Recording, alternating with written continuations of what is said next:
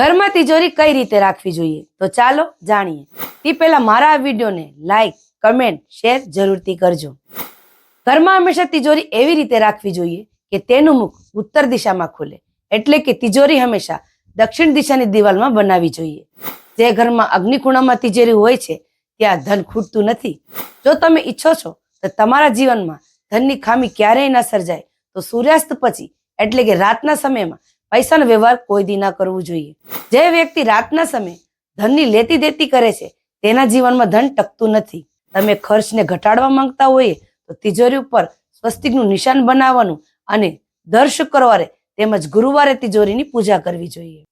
મોરપંખને બંધ જગ્યામાં કોઈ દિવસ ના રખાય. મોરપંખ એવી જગ્યા રાખવું જોઈએ જ્યાં હવા ઉજાસ હોવું જોઈએ. તમે પર્સમાં પણ મોરપંખ પેક કરીને રાખો છો તે તમને ધનની હાનિ થાય છે. જય માતાજી.